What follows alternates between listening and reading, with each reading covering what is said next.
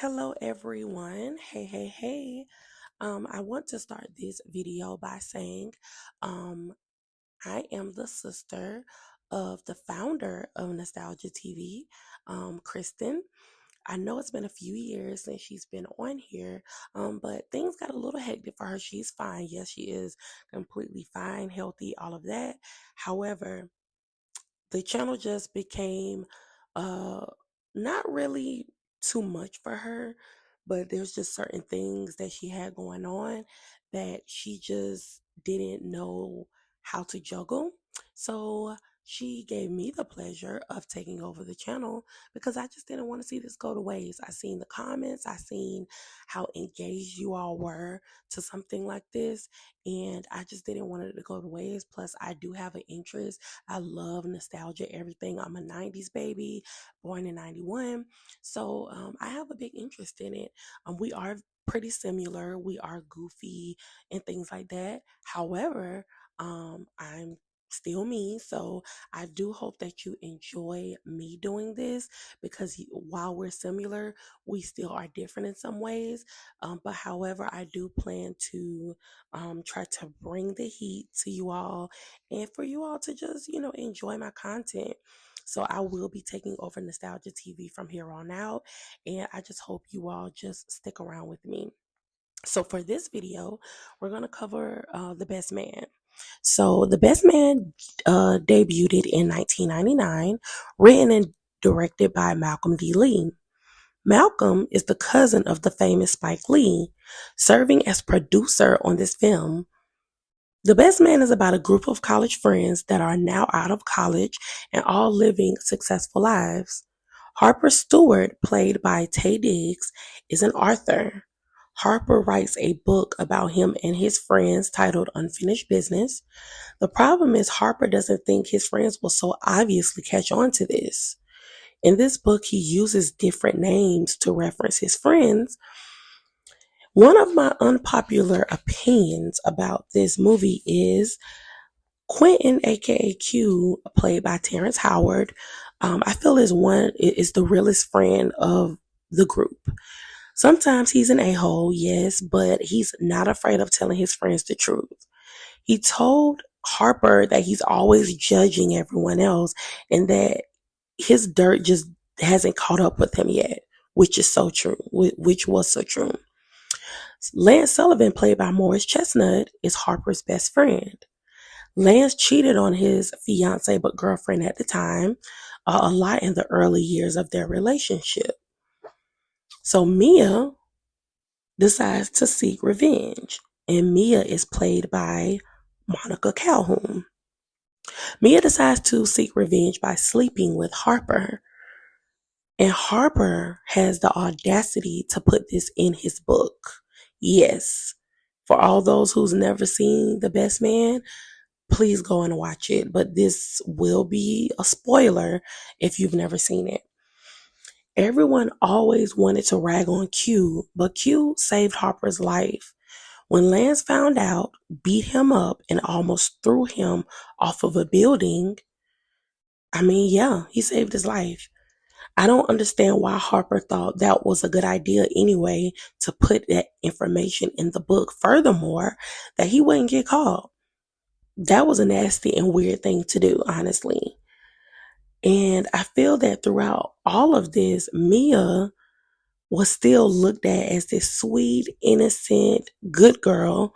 But sleeping with your man's best friend instead of just leaving his ass, it just wasn't the move that I feel that she thought it was.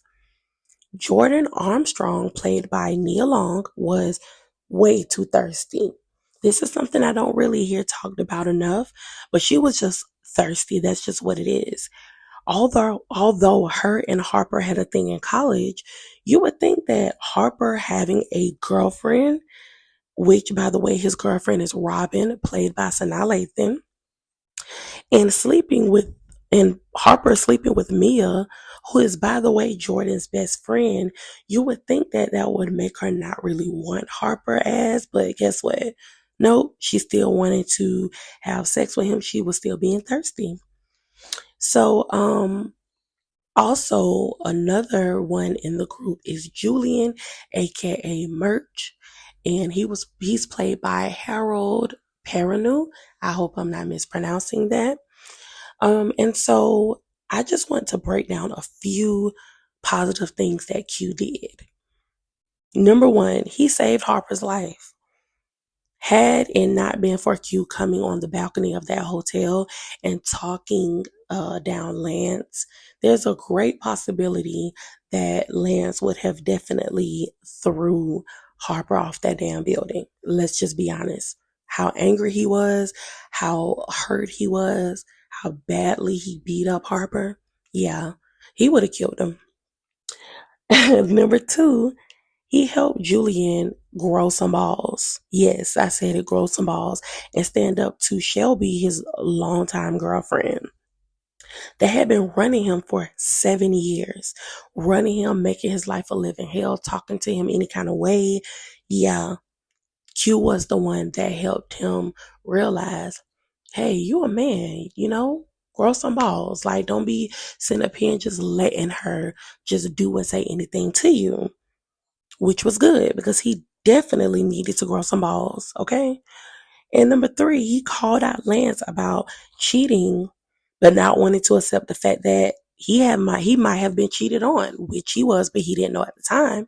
When they were all at the table playing cards, everyone else seemed to tiptoe around Lance's feelings, and Q, he wasn't afraid. He's like, look, you did a lot of cheating on Mia.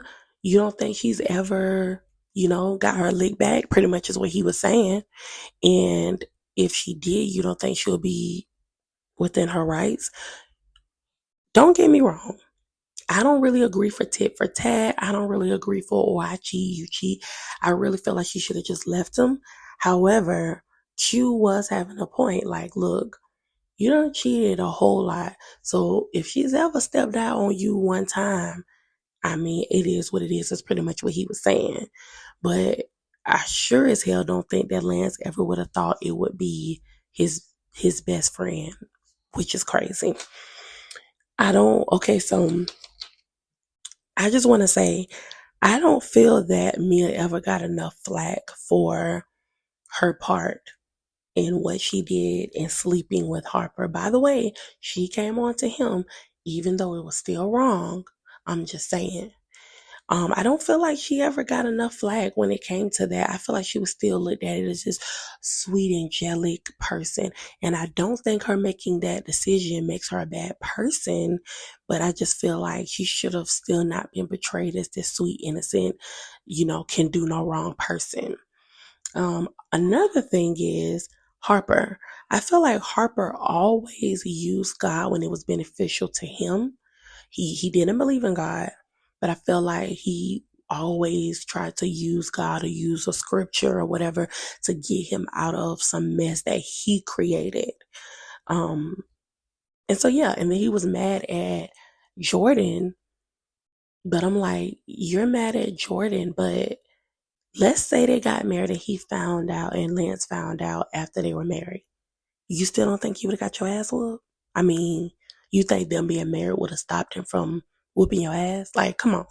Let's just be real. It just didn't make sense. And Robin, which is played by Sanaa Lathan, which is Harper's girlfriend, definitely should have left him. She should not have accepted that proposal at the airport when she realized he was beat up and he told her the whole story and she found out why he was beat up, why Lance beat him up. She should have left. She should have never went to that wedding with him. She should have never tried to help him fix it. She should have been gone because she definitely settled with Harper. Harper went that weekend, yes, to hang out with his friends, but also he had intentions of sleeping with Jordan. And he slept with Mia and he put it in the book and didn't even let Robin know, give Robin a heads up. So she's in the dark looking stupid and clueless, not even knowing that you done slept with this man's girl behind his back and put it in the book. Which brings me to my last point. Harper was selfish as hell. Let's just call it what it is. He used God when it was convenient for him and when it was going to benefit him. Then you got a girlfriend, but you acting like you don't want to tell the girl you love her because Jordan's standing right there.